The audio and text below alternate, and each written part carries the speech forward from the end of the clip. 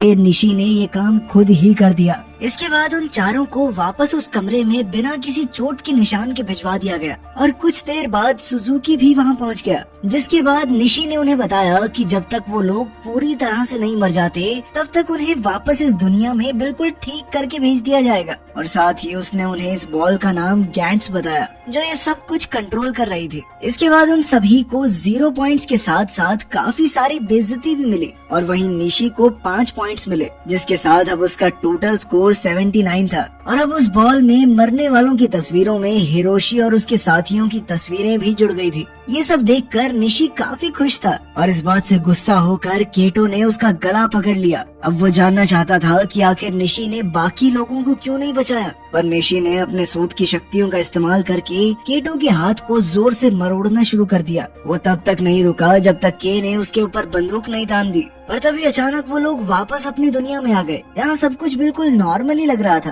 पर railway station पर अभी भी 2 लोगों की मौत की खबर लगी हुई थी। और जब के अपने स्कूल पहुँचा तो कई बच्चे उसका मजाक उड़ा रहे थे, पर वहीं कोजिमा चुपचाप उसकी ड्राइंग बना रही थी। साथ ही उसने के से दोस्ती करने की कोशिश भी की, पर के ने उसे कोई खास भाव नहीं दिया। उस दिन के ने केटो के पुराने एड्रेस पर जाकर उसे भी ढूंढने की कोशिश की, पर अब तो उस एड्रेस पर सिर्फ एक पार्किंग लॉट था। इसके बाद वो उस गली में गया जहां वो मिशन हुआ था। उसे वहां कुछ सबूत तो मिले, लेकिन गैराज पूरी तरह से साफ था। तभी उसकी नजर किशिमोटो पर पड़ी, जिसने उसे बताया कि उसे भी सब कुछ याद था। साथ ही उसके पास वो सूट भी मौजूद है, जिसका मतलब साफ था कि वो लोग सपना तो नहीं देख रहे थे। इसके बाद किशिमोटो ने उससे उसके घर में रहने की इजाजत मांगी, जिसके लिए के तुरंत ही तैयार हो गया। घर पहुंचकर उसने बताया कि असल में वो पहले अपने बॉयफ्रेंड के साथ रहती थी और जब ब्रेकअप हुआ तो उसका दिल टूट गया। जिसके बाद वो शराब पीकर कब बाथटब में डूब गई उसे पता ही नहीं चला। जिसके बाद अचानक से उसकी आंखें उस गेम में ही खुली, वो भी बिना कपड़ों के। किशिमोटो के पास अब भी केटो की जैकेट थी, जिसमें उसकी डायरी भी मौजूद थी। जब के ने उस डायरी से उसका नया एड्रेस निकालने की कोशिश की, तब जाकर उसे पता चला कि केटो असल में जमानत पर बाहर था। उधर केटो को नींद में भी उस अजीबोगरीब जीव के सपने आ रहे थे